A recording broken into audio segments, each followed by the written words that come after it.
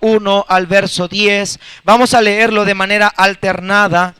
Dice así la palabra de Dios: y Él os dio vida a vosotros cuando estabais muertos en vuestros delitos y pecados.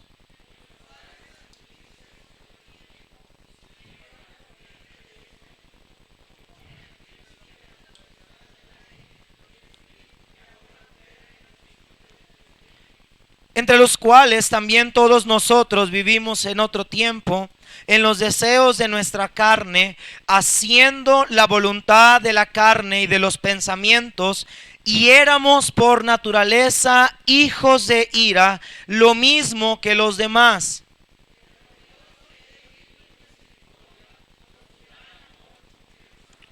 Aún estando nosotros muertos en pecado, nos dio vida juntamente con Cristo. Por gracia sois salvos.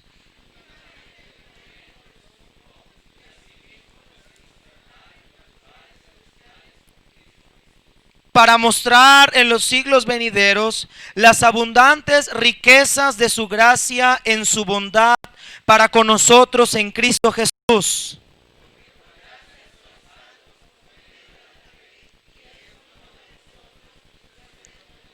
No por obras, para que nadie se gloríe, porque somos hechura suya, creados en Cristo Jesús para buenas obras, las cuales Dios preparó de antemano para que anduviésemos en ellas. Quiero, hermanos, que veamos en este día el versículo número 1. Dice la Biblia: y Él os dio vida a vosotros cuando estabais muertos en vuestros delitos y pecados. Hermanos, como mexicanos celebramos o festejamos o recordamos la independencia que tuvimos como país, la independencia, hermanos, que tuvimos hace más de 200 años, y eso nos causa gozo, saber que somos un país libre, un país que no está sometido a esclavitud, libre de derechos. Tenemos el derecho de votar, de reunirnos libremente, derecho de pensamiento, libre expresión, y podemos gozar de esa libertad.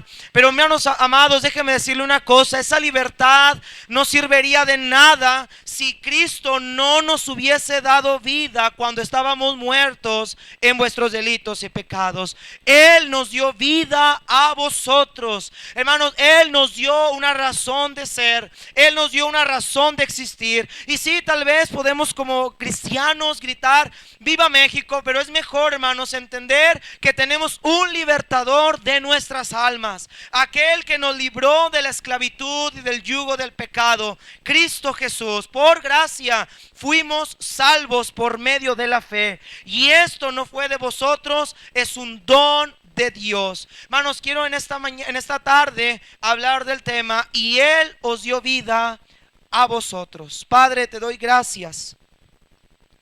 Gracias, Señor, por este privilegio que tú nos das de poder estar aquí, Señor. Gracias, Señor, por Jesucristo, que fue quien nos otorgó la verdadera libertad. Jesús dijo: conoceréis la verdad y la verdad os hará libres. Bendice tu palabra en esta tarde, Señor. Llénanos de tu presencia, de tu poder y de tu gracia. Te lo pido en Cristo Jesús. Amén. Puede tomar asiento, hermanos. Pablo, hermanos, en este pasaje le va a mostrar a los creyentes gentiles que fueron incluidos en la salvación por medio de la gracia de nuestro Señor Jesucristo.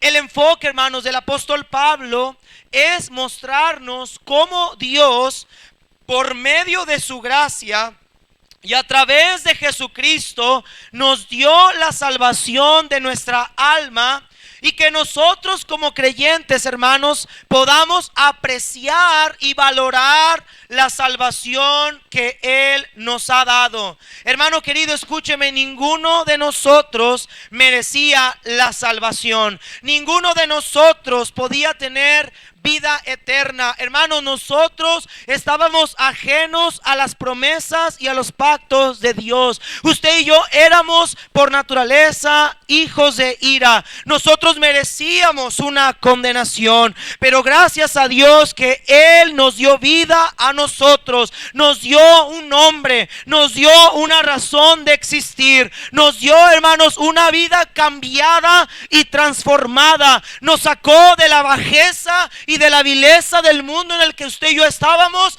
y nos dio libertad en Cristo Jesús. Somos libres, no solo como nación, somos libres por Cristo Jesús. Él es el libertador, Él es el salvador y Él nos dio vida a nosotros por medio de su gracia, por medio de el amor con el que Él nos amó hasta el fin del mundo. Es ese amor el que nosotros en esta tarde venimos a agradecerle, a alabarle y a honrarle, puesto que ninguno de nosotros merecíamos la vida. Sin embargo, por medio de Cristo tenemos vida en su nombre.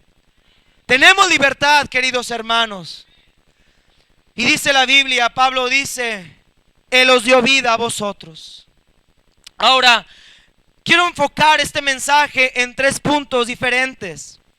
Del versículo 1 al versículo 3 de Efesios, Pablo quiere mostrarnos cuál era nuestra condición anterior, por qué era importante que Cristo nos diera vida. Y después en el versículo 6 al 7, versículo 4 al 6, vamos a ver los privilegios de nuestra condición presente. Y en el versículo 8 al 10 vamos a ver el propósito por el cual Él nos dio vida. Entonces voy a pedir por favor que estemos quietos y estemos en orden. Hermanos, si usted se está quieto y pone atención, vamos a tratar de salir lo más pronto posible de aquí y vamos a poder tener el tiempo que queremos en esta tarde. Pero hermanos, no hay nada mejor que entender y saber que a través de Cristo Él nos dio vida a vosotros. En primer lugar, hermanos, del versículo 1 al 3, vamos a ver en primer lugar la condición anterior en la cual estábamos usted y yo. Mira lo que dice versículo 1 al 3. Y Él nos dio vida a vosotros. Y aquí va a describir Pablo cuál era nuestra condición anterior. Cuando estabais muertos en vuestros delitos y pecados, en los cuales anduvisteis en otro tiempo, siguiendo la corriente de este mundo, conforme al príncipe de la potestad del aire, el espíritu que ahora opera en los hijos de desobediencia, entre los cuales también todos nosotros vivimos en otro tiempo en los deseos de nuestra carne, haciendo la voluntad de la carne y de los pensamientos, y éramos por naturaleza hijos de ira, lo mismo que los demás. Pablo muestra en estos 3 versículos cuál era la condición nuestra antes de venir a Cristo, cuál era nuestra vida, cómo era nuestra vida antes de que Cristo viniese a salvarnos. Y en primer lugar, Pablo dice en el versículo número 1, Él nos dio vida cuando estabais muertos. Una de las características de nuestra condición anterior es que estábamos muertos. Esta palabra muertos nos habla, hermanos, de a lo mejor una vida física.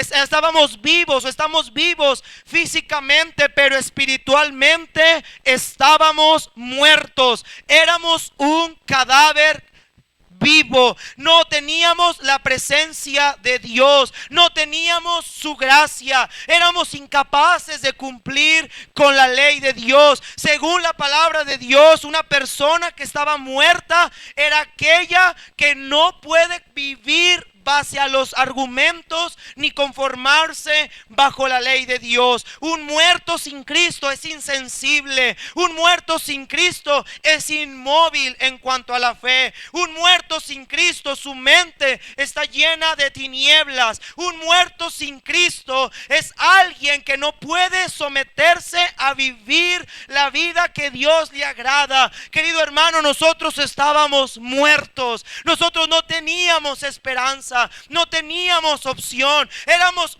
hacíamos el pecado, violábamos la ley de Dios sin ningún remordimiento. Y un muerto no puede buscar a Dios. Un muerto no se acerca a Dios. Un muerto espiritual estaba separado de Dios por toda la eternidad. Alguien que está muerto en sus pecados no puede vivir justamente delante de Dios. Mire lo que dice Salmos capítulo número 53.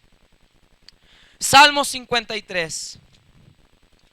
Mire, hermanos, nuestra condición anterior, estábamos muertos. No teníamos, hermanos, vida, no teníamos vida en nosotros. Aunque pareciera que teníamos una vida física, pero nuestra alma estaba seca. Estaba la presencia de Dios ausente. Mire lo que dice Salmo 53, versículo número 1. Dice: el necio en su corazón, no hay Dios. Se han corrompido e hicieron abominable maldad.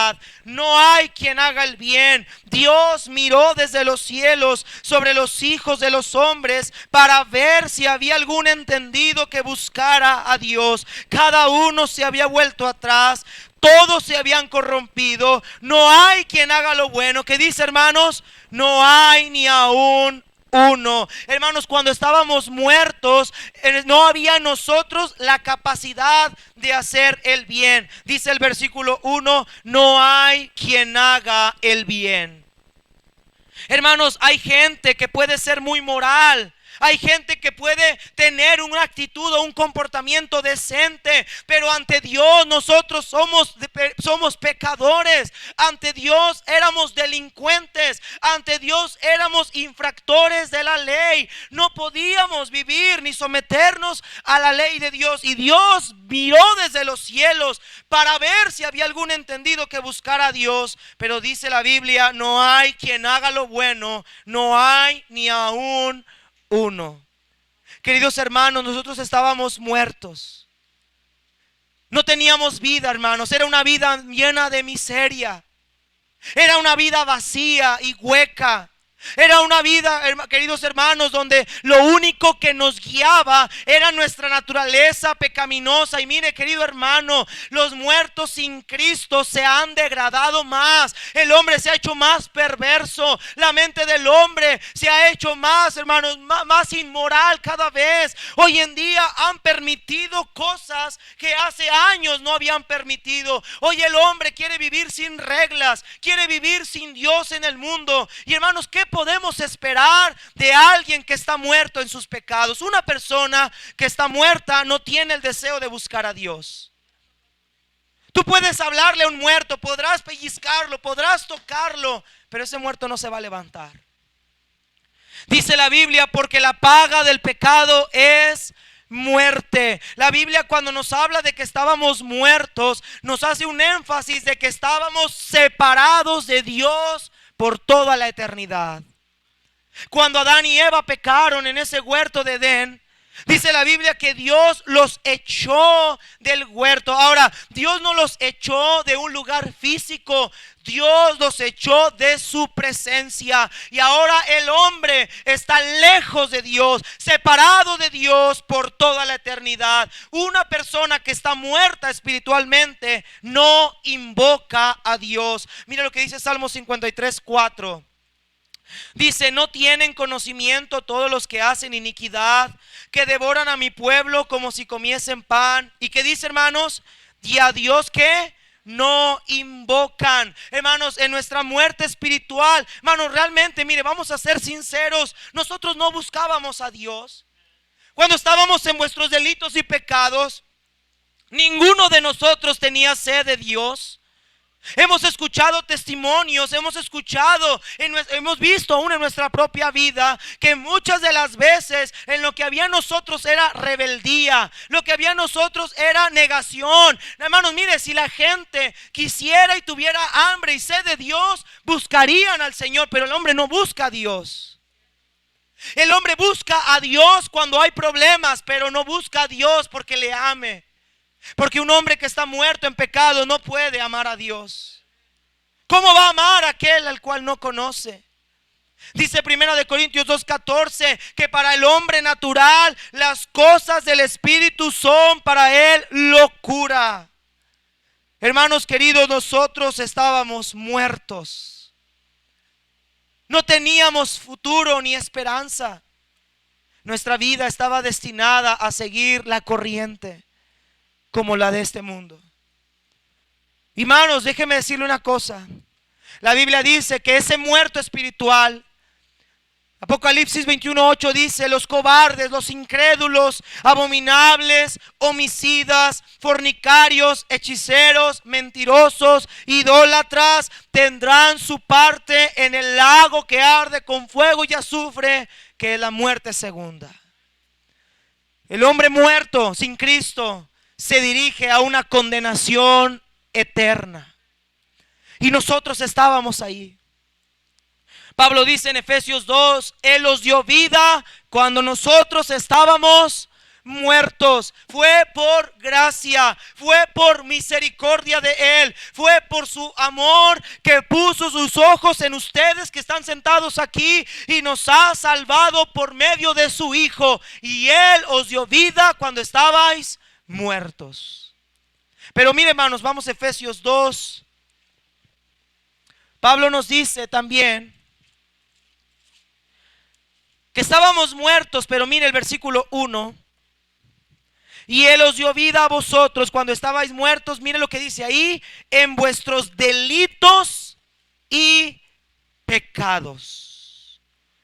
Estábamos muertos espiritualmente, pero en delitos y pecados. La palabra delito nos hace entender que la palabra delito nos significa transgresión, falta u ofensa. Esto quiere decir un desvío de las normas establecidas por Dios. Hermanos, nosotros estamos hallados en delitos porque nosotros habíamos transgredido la ley de Dios. Primera de Juan 3:4 dice: todo aquel que comete pecado infringe también la ley, pues el pecado es infracción de la ley. Hermanos, tú y yo teníamos una deuda con Dios. Teníamos delitos, querido hermano, y mire, Dios no podía pasar por alto esos delitos. Dice la Biblia en Salmo 7:11 que Dios es un juez justo. Nosotros, hermanos, vivíamos con una deuda enorme. Querido hermano, la vida que tú y yo llevábamos antes era desagradable, repugnante hacia Dios.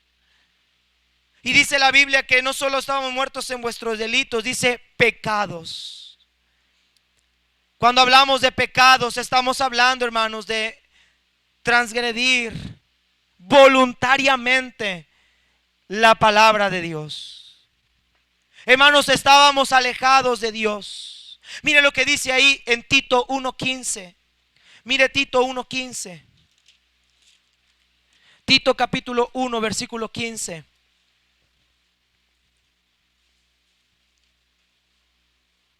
Amén, hermanos. Tito 1:15. Dice la escritura: todas las cosas son puras para los puros, mas para los, ve la palabra, mas para los corrompidos e incrédulos nada les es puro, pues hasta su muerte, mente y su conciencia están, ¿qué dice, hermanos? Corrompidas. Así estábamos, hermanos. Para nosotros no éramos puros. Dios nos describe como corrompidos e incrédulos.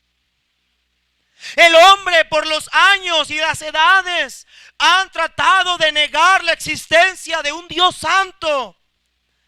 Y nosotros vivíamos, hermanos, corrompidos en nuestra mente y en nuestra conciencia. En nosotros no había la capacidad de hacer el bien. Estábamos esclavizados en vuestros delitos y pecados. Dice Pablo ahí: Él os dio vida a vosotros cuando nosotros estuvimos muertos en vuestros delitos y pecados. Y dice la escritura: en los cuales anduvisteis en otro tiempo. La palabra andar se refiere a la manera de ser y de resolver los temas de la vida. Se refiere a las intenciones, a la conducta moral habitual del hombre, su estilo de vida. Queridos hermanos, el hombre vive para su pecado. El hombre vive para sí mismo. El hombre no puede, querido hermano, no puede venir a una iglesia y escuchar su palabra porque está muerto, está esclavizado a su pecado. No le es permitido en su cuerpo el venir y sentarse y escuchar. El hombre no quiere a Dios, el hombre no quiere buscarle, el hombre no quiere arrepentirse. El hombre ama su pecado. Y así vivíamos nosotros, muertos en nuestros delitos y pecados, en los cuales anduvimos en otro tiempo. Hermanos amados, nos regíamos por el pecado. Yo veo a la gente hoy en día como cada fin de semana, de una manera religiosa, sale a comprar su sustancia. Y yo los oigo, hermanos, cuando ahí, por ejemplo, a mis vecinos, todo el tiempo, cada semana, embriagándose, cada semana drogándose, cada semana peleándose con su esposa porque se gastaron el dinero de la semana en alcohol. Verlos en la calle orinados, tirados, hermanos, por estar bajo las sustancias del alcohol. Cuando iba a los anexos de alcohólicos, hermanos, yo veía a la gente gritar y arrodillarse y decirte: hermano, no puedo dejar ese vicio, quiero, lo he intentado, he hecho todo lo humanamente posible, me he internado varias veces y no puedo, porque están esclavizados en sus delitos y pecados.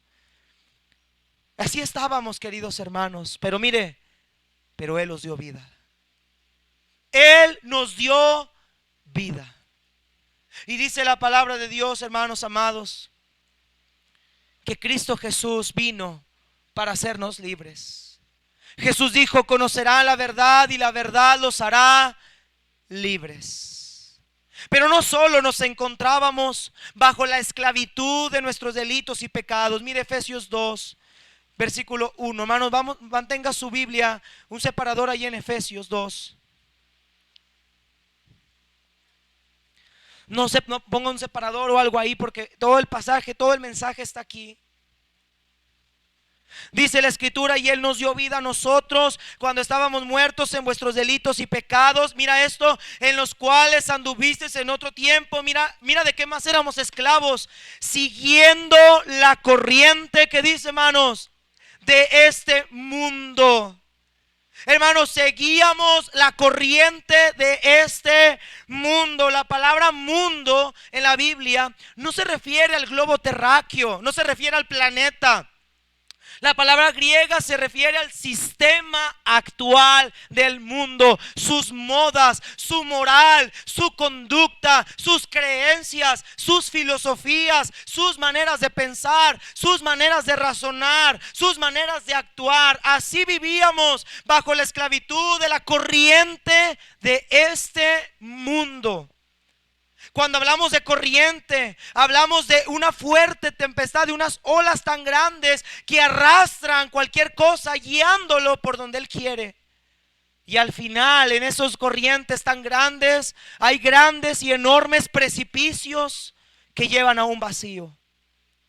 Y así vivíamos, hermanos, en la corriente de este mundo. Nuestra vida era rebelde conforme a lo que vivíamos en el mundo. Nos vestíamos como este mundo, vivíamos desobedientemente como este mundo, hablábamos como el mundo, tocábamos y cantábamos como el mundo, festejábamos como el mundo. Pero, hermano, Él nos dio vida.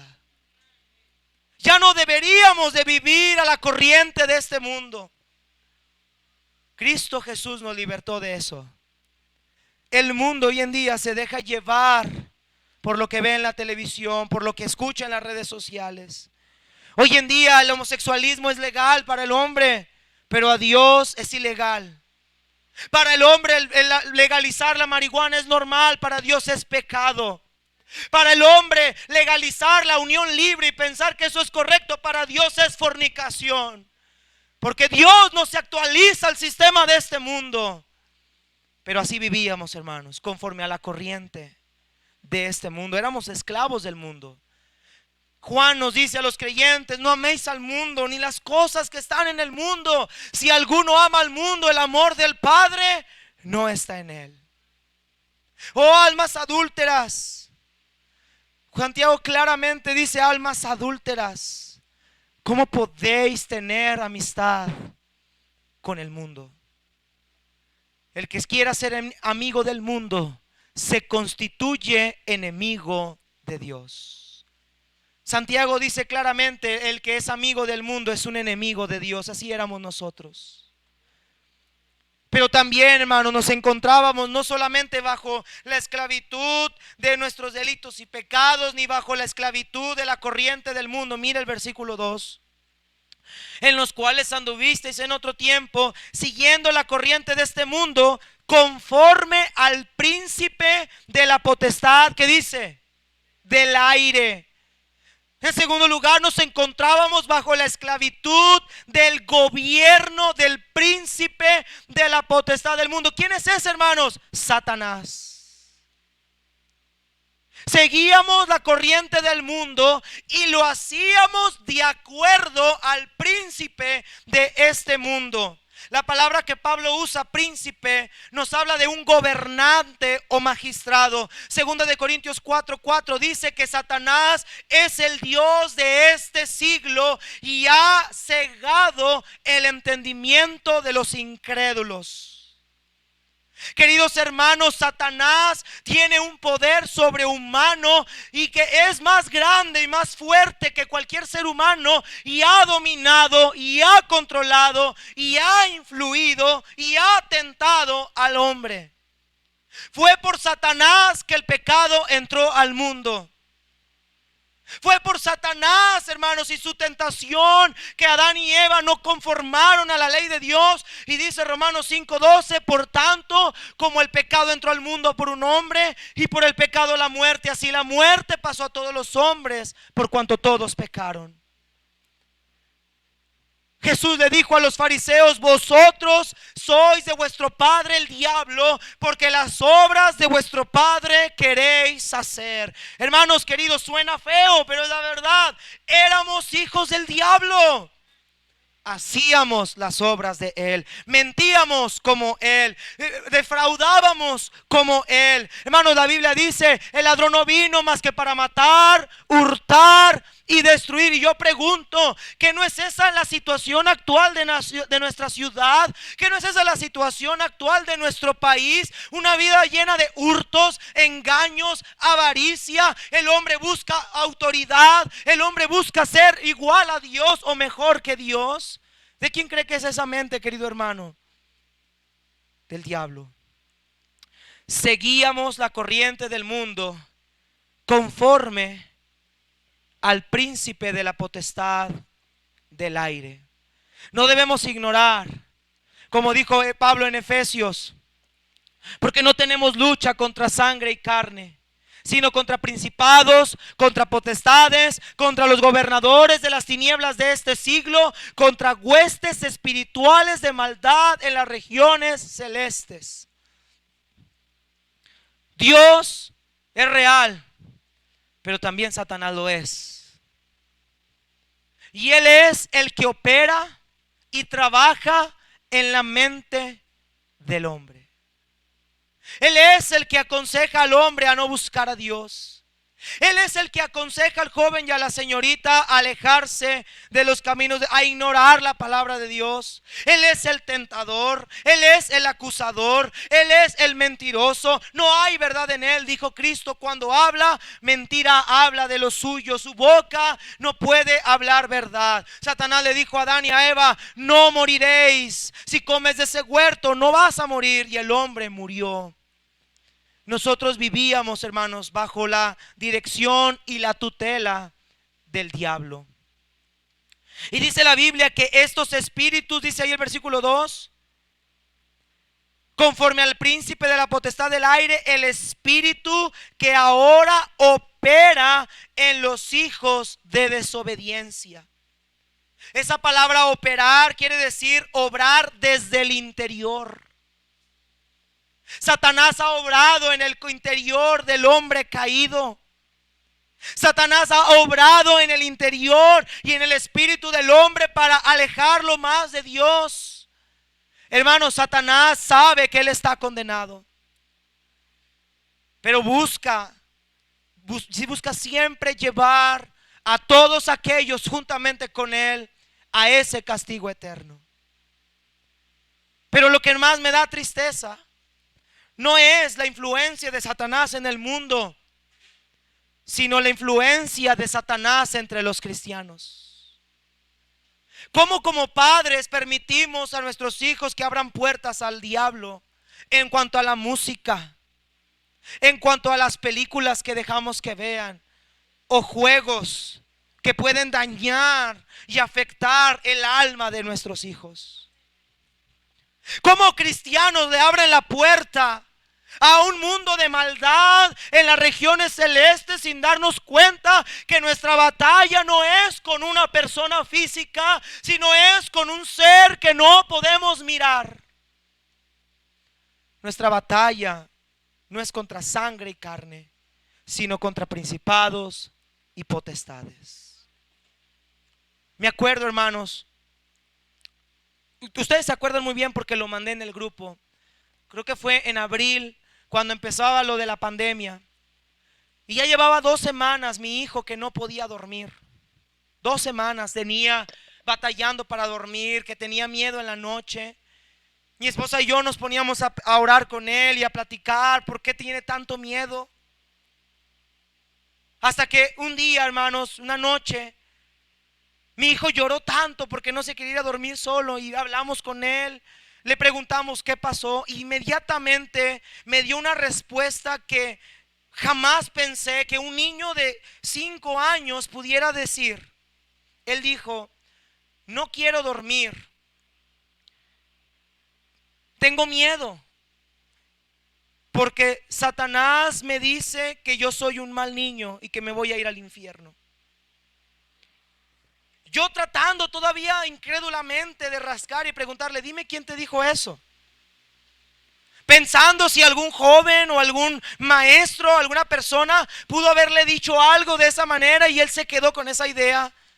Y le dije: ¿quién te dijo eso? ¿Quién te dijo eso? Y mi hijo me dijo: nadie.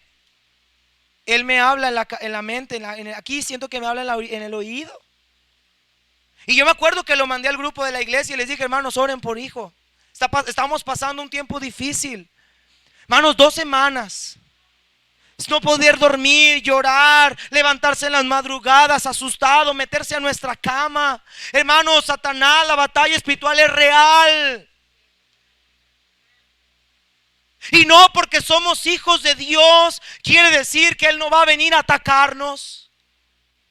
No porque somos hijos de Dios quiere decir que Él va a venir a dañarnos. Pero muchos de nosotros le abrimos las puertas de par en par y dejamos que tome posición de nuestros hijos. Después, buscando la raíz. Mire, hermanos, parece algo tan chusco y tan ridículo, pero le detecté una caricatura. Toda la raíz de ese problema era una caricatura, un programa de televisión de niños. Cuando se lo quitamos y empezamos a orar, mi hijo ahorita ya no ve ni caricaturas, ya no ve nada, no lo dejo ver nada de eso. Le pongo programas de animales, le pongo programas de otras cosas, pero ya no caricaturas. Trato de no ponerle ni una película, ni siquiera infantil, o cuidar de ver que yo vea el contenido. Pero, hermano querido, desde ese tiempo Dios obró en la vida de él y él duerme tranquilo ahora. Le he hablado de Cristo a pesar de que tiene 5 años, pero, hermanos, tenemos una batalla. Y nosotros vivíamos bajo la esclavitud del enemigo. Estábamos esclavizados por el diablo. Y muchos de nosotros hemos ignorado que hay un ser allá afuera o aquí adentro que puede hacernos daño y que obra desde el interior. A veces esos pleitos entre nosotros no son porque el hermano no es lo que debe de ser. Recuerda esto: no hay lucha con sangre y carne. No hay lucha con sangre y carne. sino contra los principados, las potestades y los gobernadores de este siglo. Nos encontrábamos bajo la esclavitud también de nuestra carne. Y dice la Biblia, éramos por naturaleza hijos de ira. La ira de Dios estaba sobre todo pecador. Dice la Biblia, porque la ira de Dios se revela desde el cielo contra toda impiedad e injusticia que hacen los hombres. Hermanos, hemos escuchado, hemos oído una declaración que nos la hemos creído y decimos, Dios aborrece el pecado pero ama al pecador. Hermano, la Biblia no dice eso. La Biblia dice, Dios está airado contra el impío todos los días. Hermanos, Dios no puede tener comunión con un impío. Dios no puede tener comunión con un pecador. Dios no puede tener comunión con alguien que está lejos de la ley de Él y no vive conforme a sus mandamientos. Éramos por naturaleza hijos de ira. Pero quiero que veamos, hermanos, nuestra condición actual. Mire Efesios capítulo 2, versículo 4. Efesios 2:4. Esta era nuestra condición anterior. Amén, hermanos. Espero que aquí en este lugar no haya alguien con esta condición anterior. Y si usted dice, pastor, yo soy un pecador, yo no estoy seguro de ir al cielo, este es el tiempo de aceptar a Jesús. Pero mire lo que dice ahí en versículo 4. Pablo, después de hablar de la condición anterior que teníamos, dice, pero Dios, que es rico en misericordia, por su gran amor con que nos amó, aún estando nosotros muertos en pecados, que dice, hermanos, nos dio vida juntamente con Cristo, por gracia sois salvos. Nuestra condición actual, hermanos, ahora nosotros hemos obtenido la salvación, por gracia somos salvos. Ninguno de nosotros merecía el cielo. Ninguno de nosotros merecía el perdón. Ninguno de nosotros merecía la gracia de Dios. Pero la Biblia dice, por gracia sois salvos. Ahora, mira el versículo 4. Dios que es rico en misericordia. Hermano, la salvación fue por su misericordia. Ya no hay más ira contra nosotros. Ahora hay bondad. Ya no hay más castigo. Ahora hay vida eterna. Ahora en Cristo nuestra condición actual es que tenemos vida eterna en su nombre. Podemos gozar de una libertad de toda esa vida anterior. Lo que más a mí me afecta y no me cuadra en mi mente es como hay creyentes que dicen que son salvos, que dicen que fueron lavados con la sangre de Cristo y pecan de manera voluntaria y su vida es igual a la vida que tenían anteriormente.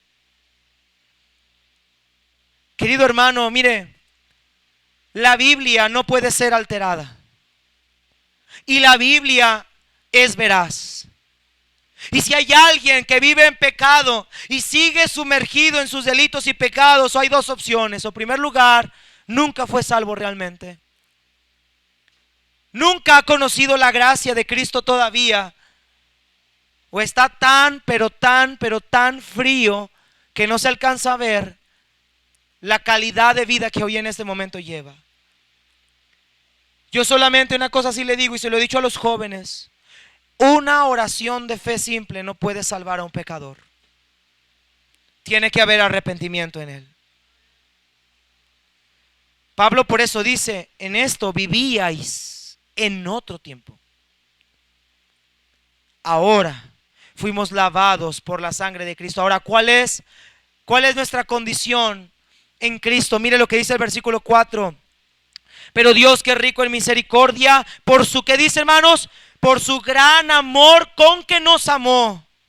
Y aún estando muertos en nuestros pecados, nos dio vida juntamente con Cristo. Por gracia sois salvos. Fue por su amor que nosotros gozamos salvación. Mas Dios muestra su amor para con nosotros en que siendo aún pecadores, Cristo murió por nosotros. Hermano, a pesar de fallarle, a pesar de violar su ley, a pesar de lo que éramos, Él nos amó, tuvo misericordia de nosotros, tuvo compasión de ti y de mí, y ahora podemos tener vida eterna en su nombre.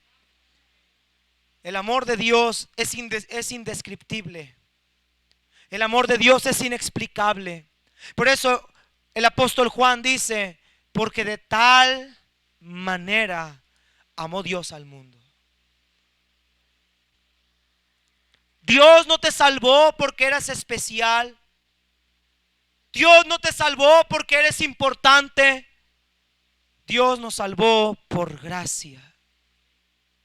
Tomó, dice Primera de Corintios, de lo más vil y lo más menospreciado, de lo que no era, para deshacer lo que es, a fin de que nadie se jacte en su presencia. En la iglesia no están los santurrones. En la iglesia, con todo respeto, estamos lo más vil. No es un santurrón el que está frente de ti, es más vil. Y por su gracia nos salvó. Nos rescató de la vana manera de vivir. Ahora en Cristo nos dio vida juntamente con Él. Dice el versículo 6: y juntamente con Él nos resucitó. Nos dio vida con Él. Con Cristo estoy juntamente crucificado. Y ya no vivo yo, mas vive Cristo en mí. Y lo que ahora vivo en la carne, lo vivo en la fe del Hijo de Dios, el cual me amó y se entregó a sí mismo por mí. Querido hermano, nosotros ya estamos muertos al pecado. Ahora en Cristo estamos vivos juntamente con Él. Y mira el versículo 6, y con esto vamos a terminar, hermano. Nada más 2 versos más. Dice: y juntamente con Él nos resucitó, y asimismo, hermanos, asimismo nos hizo sentar en los lugares celestiales con Cristo Jesús. Cristo dijo: voy pues a preparar lugar para vosotros, para que donde yo estoy, vosotros también estéis. Querido hermano, nuestra condición presente es: nuestra vida ahora está unida a Cristo Jesús. Y ahora nos hizo sentarnos, y nos va a hacer sentarnos en un futuro, cuando lleguemos a la gloria, en los lugares celestiales con Él. ¿Sí está conmigo, hermanos? Vamos a sentarnos con Él.